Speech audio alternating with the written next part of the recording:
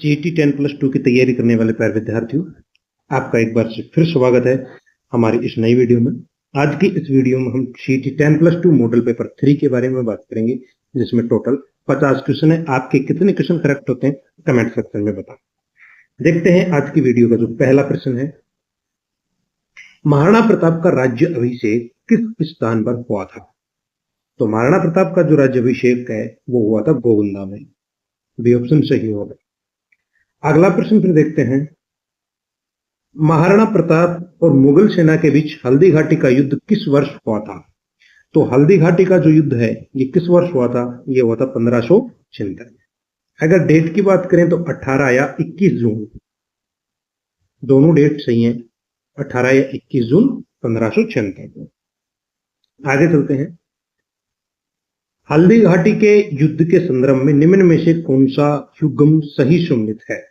महाराणा प्रताप चेतक बिल्कुल ठीक है। मानसिंह बादल गलत है। मानसिंह है वो जिस हाथी के ऊपर बैठे हुए थे उनका नाम था मर्दान। अकबर युद्ध में शामिल नहीं था और अमर सिंह का घोड़े का नाम कहीं उल्लेखित नहीं है। ठीक है, तो इसमें सही उत्तर क्या होगा? महाराणा प्रताप चेतक। आगे चलते हैं, निम्न में से किस शासक ने एकलिंग जी मंदिर का निर्माण करवाया था? तो एकलिंग जी के मंदिर का जो निर्माण करवाया था वो किसने करवाया था? वो करवाया था बप्पा रावल ने। किसने करवाया? बप्पा रावल ने। बप्पा रावल का जो मूल नाम था वो क्या था? कालभोज। ये ध्यान रख लेना है।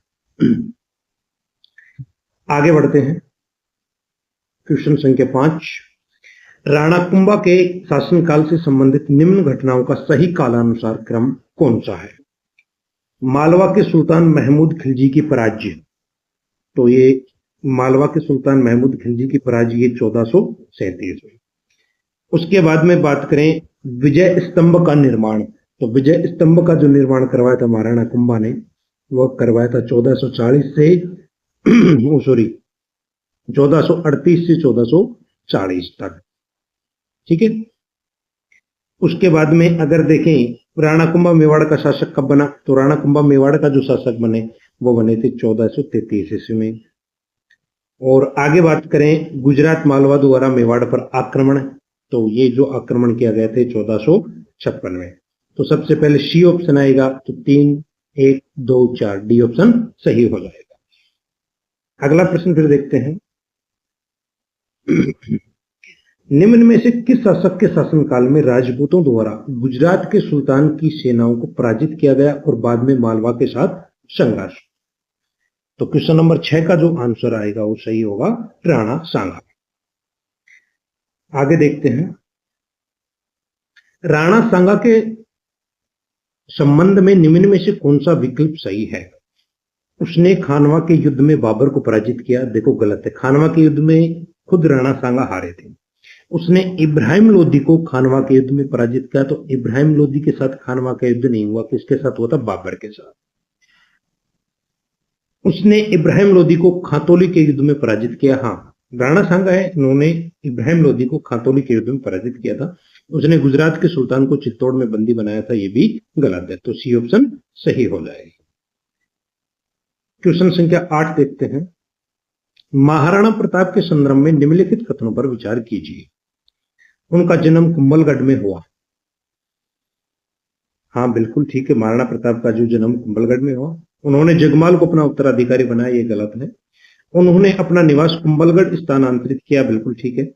उन्होंने अकबर की अधीनता स्वीकार करने से इनकार किया, हाँ बिल्कुल ठीक है। तो 1, 3, 4 बी ऑप्शन सही हो जाएगा।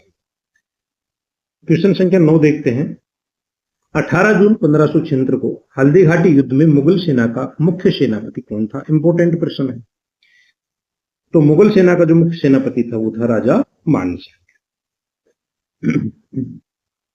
अगला प्रश्न देखते हैं, निम्नलिखित में से कौन सा युग्म सुमेलित नहीं है?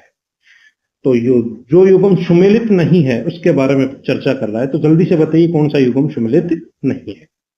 महाराणा प्रताप 1572 से 1597 ईस्वी, बिल्कुल ठीक है। महाराणा अमर सिंह 1597 से 1620, ठीक है। महाराणा राज सिंह 1652 से 1680, ठीक है। राणा कुंभा 1509 से 1528 तक राणा कुंभा नहीं थे, कौन थे? राणा सांगा का शासनकाल था। अगर बात करें राणा कुंभा के शासन की, तो राणा कुंभा का जो शासनकाल रहा है वो रहा है 1433 से 1468 ईस्वी। ठीक है, तो डी ऑप्शन गलत हो जाएगा। क्वेश्चन संख्या 11 देखते हैं। निम्नलिखित में से किस शासक ने मेवाड़ की शक्ति को पुनर्स्थापित करने में महाराणा प्रताप से पहले महत्वपूर्ण भूमिका निभाई? तो महाराणा प्रताप से जो पहले महत्वपूर्ण भूमिका निभाई थी, इंपोर्टेंट पर्सन है, वो निभाई थी राणा हम्मीर ने। राणा हम्मीर सिसोदिया शाखा के थे, सिसोदा शाखा के थे। सिसोदा शाखा के होने के कारण राणा हम्मीर के बाद जितने भी जो मेवाड़ के शासक बने वो सभी सिसोदिया कहलाए थे, ये ध्यान रखिएगा। अगला प्रश्न देखते हैं। राठौड़ वंश के संदर्भ में सही युगों का चयन कीजिए। राव जोधा जोधपुर की स्थापना, तो राव जोधा ने जोधपुर की स्थापना की, बिल्कुल ठीक है। राव बीका उदयपुर, राव सिंह बीकानेर, राव मालदेव जयपुर, ये गलत है। तो क्या आ जाएगा? 1 नंबर ऑप्शन सही हो जाएगा। अगला क्वेश्चन देखते हैं, क्वेश्चन संख्या 13। राव बीका ने किस राज्य की स्थापना की थी? तो बीका ने की थी बीकानेर की स्थापना। राव बीका ने किसकी स्थापना की थी? बीकानेर की। अगला प्रश्न देखते हैं। निम्नलिखित में से कौन सा युग्म गलत सुमलित है? तो जो गलत सुमलित युग्म है उसके बारे में बात कर रहा है। राव जोधा, इन्होंने मेहरानगढ़ दुर्ग, बिल्कुल ठीक है। राव बीका बीकानेर, राणा प्रताप चावंड और राणा कुंभा जोधपुर, ये गलत है। राणा कुंभा जोधपुर से गलत है। ठीक है, डी ऑप्शन गलत हो जाएगा। अगला प्रश्न देखते हैं। जोधपुर की स्थापना के बाद राठौड़ सत्ता का प्रमुख केंद्र किस दुर्ग से संबंधित था? तो जोधपुर की स्थापना के बाद में प्रमुख जो संबंध था वो किस दुर्ग से था? मेहरानगढ़ दुर्ग से। अगला प्रश्न फिर देखते हैं। राजस्थान में प्राकृतिक वनस्पति का वितरण मुख्यतः किस प्रकार से सर्वाधिक प्रभावित होता है? तो राजस्थान में जो प्राकृतिक वनस्पति का जो वितरण है वो सर्वाधिक प्रभावित होता है वो वर्षा की मात्रा से। वर्षा की मात्रा क्या है? अनिश्चित है। ठीक है, निश्चित वर्षा नहीं होती है इस कारण से। ठीक है, आगे देखते हैं क्वेश्चन संख्या 17। राजस्थान में अत्यंत शुष्क भागों में सामान्यतः किस प्रकार की वनस्पति पाई जाती है? तो अत्यंत जो शुष्क भाग है उनमें किस प्रकार की वनस्पति पाई जाती है? कांटेदार एवं झाड़ीदार वनस्पति। अगला प्रश्न देखते हैं। निम्न में से कौन सा पौधा राजस्थान के शुष्क एवं अर्धशुष्क क्षेत्रों के अनुकूलन का उदाहरण है? तो शुष्क एवं अनुशुष्क वो अर्धशुष्क क्षेत्रों के अनुकूलन का जो उदाहरण है वो कौन सा है? खेजड़ी। ए ऑप्शन सही होगा। अगला प्रश्न देखते हैं। खेजड़ी का वैज्ञानिक नाम क्या है? इस तरीके के प्रश्न आरपीएससी पहले पूछती थी। अभी जो हाल ही में वनपाल का जो पेपर हुआ है उसमें पूछा गया था एक प्रश्न, तो यहां से प्रश्न बनने की संभावना है। खेजड़ी का वैज्ञानिक नाम, रोहिड़ा का वैज्ञानिक नाम, ऊंट का वैज्ञानिक नाम, चिंकारा का वैज्ञानिक नाम और गोडाउन का वैज्ञानिक नाम, इन चारों के पांचों के वैज्ञानिक नाम आपको याद होने चाहिए। पेपर में अधीनस्थ बोर्ड पूछने लग गया। तो खेजड़ी का जो वैज्ञानिक नाम है वो है प्रोसोपिस सिनेरिया। अगला प्रश्न फिर देखते हैं। राजस्थान में मरुस्थलीकरण को नियंत्रित करने में निम्न में से कौन सा उपाय सर्वाधिक प्रभावी है? तो मरुस्थलीकरण को नियंत्रित करने में निम्न में से कौन सा उपाय जो है सर्वाधिक जो प्रभावी है वो है वनस्पति आवरण का बढ़ाना। अगर वनस्पति बढ़ाई जाएगी तो जनरल सी सामान्य सी बात है कि मरुस्थल का विस्तार ज्यादा नहीं होगा, कम होगा। अगला प्रश्न देखते हैं। राजस्थान में पश्चिमी मरुस्थलीय पट्टी में मृदा की प्रमुख समस्या कौन सी है? तो पश्चिमी राजस्थान यानी कि थार के मरुस्थल में जो मृदा है उसकी प्रमुख समस्या क्या है? उसमें लवणीयता एवं क्षारीयता की मात्रा पाई जाती है। आगे देखते हैं। लाल एवं पीली मृदा का रंग मुख्यतः किस कारण से होता है? तो लाल एवं पीली मृदा का जो रंग है वो मुख्यतः किस कारण से होता है? वो होता है लोहे तत्वों की अधिकता के कारण। इंपोर्टेंट प्रश्न है, ये छपेगा पेपर में। आगे देखते हैं। जलोढ़ मृदा का निर्माण मुख्यतः किस प्रकार से होता है? तो जलोढ़ मृदा का जो निर्माण है वो किस प्रकार से होता है? जलोढ़ मृदा का जो निर्माण है वो जो होता है वो होता है नदियों द्वारा निक्षेपण से। आगे देखते हैं, काली मृदा की प्रमुख विशेषता क्या है? इंपोर्टेंट प्रश्न है। काली मृदा की प्रमुख विशेषता क्या है? तो इसमें ये पूछा जा चुका है 2-3 बार प्रश्न। तो काली मृदा की प्रमुख विशेषता है जल धारण क्षमता अपेक्षाकृत अधिक होना। आगे देखते हैं, राजस्थान में काली मृदा मुख्यतः किस क्षेत्र से संबंधित है? तो काली मृदा की बात करें तो ये राजस्थान है। तो राजस्थान में जो काली मृदा है वो इस इलाके में पाई जाती है, यानी कि दक्षिणी पूर्वी इलाके में काली मृदा पाई जाती है, जिसमें कोटा, बारा, झालावाड़ और बूंदी ये जिले हैं। हाड़ौती प्रदेश में भी पाई जाती है। कपासी मृदा काली मिट्टी को कहते हैं, तो ये ध्यान रख लेना। तो दक्षिणी पूर्वी राजस्थान में ये पाई जाती है। आगे बढ़ते हैं, निम्न में से कौन सी मृदा राजस्थान के दक्षिणी पूर्वी भाग में कृषि के लिए अपेक्षाकृत अधिक उपयुक्त मानी जाती है? तो अभी अपन ने बात की थी, तो दक्षिणी पूर्वी राजस्थान में काली मृदा। अगला प्रश्न फिर देखते हैं, मृदा अपरदन को बढ़ावा देने वाला कारक कौन सा है? जो मृदा अपरदन को जो कारक बढ़ावा देता है वह कारक कौन सा है? तो मृदा अपरदन को जो कारक बढ़ावा देता है वो अत्यधिक वनों की कटाई। क्वेश्चन संख्या 28 देखते हैं, पवन अपरदन राजस्थान के किस क्षेत्र में सर्वाधिक प्रभावी है? देखो, पवन अपरदन यानी कि वायु द्वारा अपरदन सर्वाधिक राजस्थान के किस भाग में? जनरल सी बात है, थार के मरुस्थल में ही होगा, तो पश्चिमी मरुस्थल, ये क्षेत्र बी ऑप्शन सही हो जाएगा। क्वेश्चन संख्या 29, वनस्पति और मृदा के बीच संबंध के संदर्भ में कौन सा कथन सही है? ऑप्शन ए, वनस्पति मृदा अपरदन को बढ़ाती है। वनस्पति मृदा अपरदन को बढ़ाती, गलत है। वनस्पति मृदा संरक्षण में सहायक, हाँ बिल्कुल ठीक है। वनस्पति है जो मृदा अपरदन में सहायक है। वनस्पति का मृदा से कोई संबंध नहीं है, गलत है। केवल मरुस्थलीय पौधा मृदा संरक्षण करते हैं, ये भी गलत है। तो ऑप्शन बी सही हो जाएगा। क्वेश्चन संख्या 30, यदि किसी क्षेत्र में वर्षा कम, वाष्पीकरण अधिक और वनस्पति विरल हो तो वहां किस प्रकार की मृदा की संभावना अधिक होगी? तो वहां जो मृदा पाई जाएगी वो लवण संचय मृदा पाई जाएगी। अगला प्रश्न देखते हैं, भारतीय संविधान में मौलिक अधिकारों का उल्लेख किस भाग में है?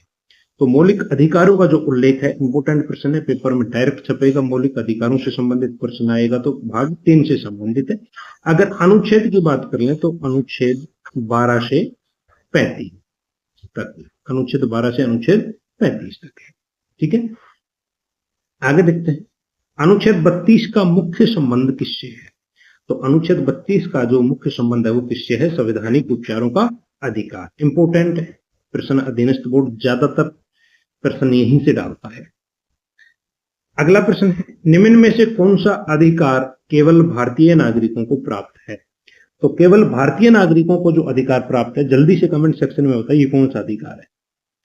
तो केवल भारतीयों को प्राप्त अधिकार है वो सार्वजनिक रोजगार में अवसर की समान, सी ऑप्शन सही होगा। अगला प्रश्न, संपत्ति के अधिकार को मौलिक अधिकारों की सूची से किस संविधान संशोधन द्वारा हटाया गया? जल्दी से बताइए।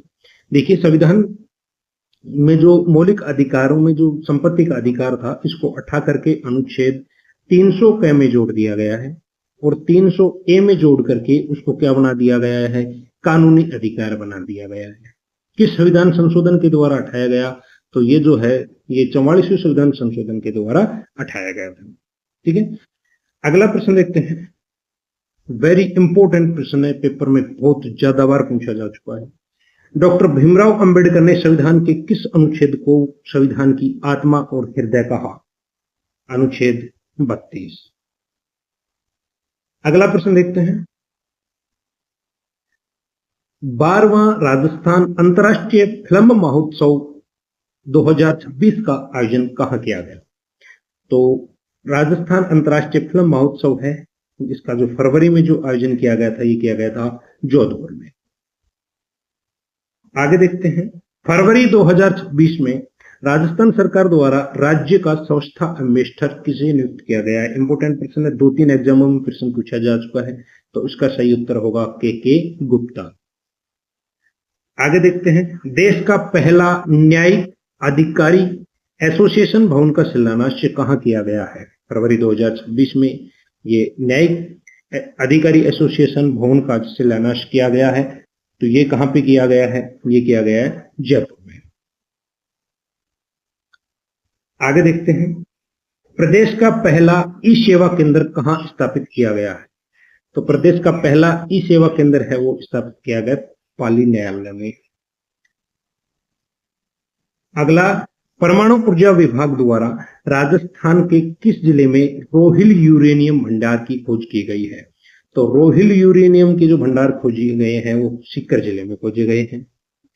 आगे देखते हैं, निम्न में से किस वाक्य में सकर्मक क्रिया है? तो सकर्मक क्रिया किस वाक्य में है वो बताना है। बच्चा सो रहा है, अकर्मक क्रिया है। मोहन बाजार गया, राधा ने पत्र लिखा, तो हाँ ठीक है, जो सी ऑप्शन है इसमें क्या है? सकर्मक क्रिया है। अगला प्रश्न देखते हैं, निम्न में से किस वाक्य में अकर्मक क्रिया है? अकर्मक क्रिया की बात कर रहा है, तो अकर्मक क्रिया किस वाक्य में है? अकर्मक क्रिया है बच्चा रो रहा है। अगला प्रश्न देखते हैं, सीमा ने पत्र लिखा वाक्य में कौन सी क्रिया है?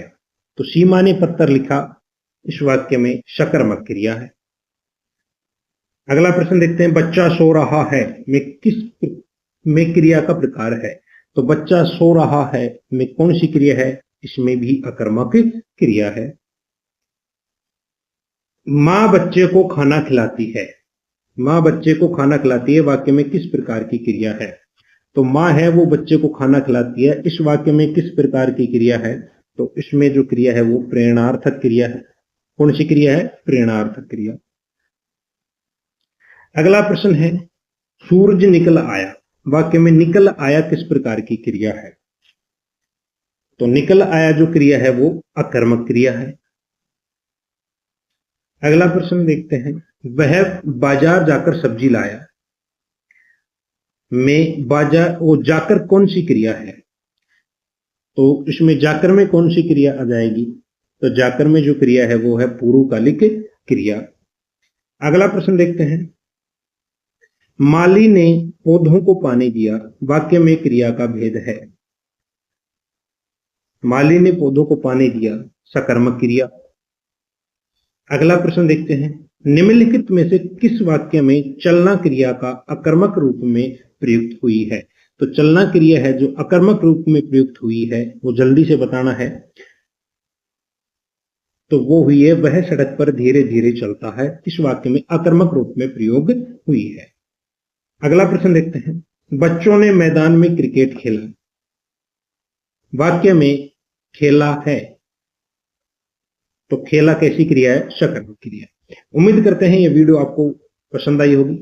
वीडियो अच्छी लगी हो तो लाइक करना, शेयर करना, चैनल को सब्सक्राइब कर लेना। हम जो भी नई वीडियो लेते हैं जिसकी सूचना आपको तुरंत मिल सके। जय हिंद, जय भारत, जय राधा।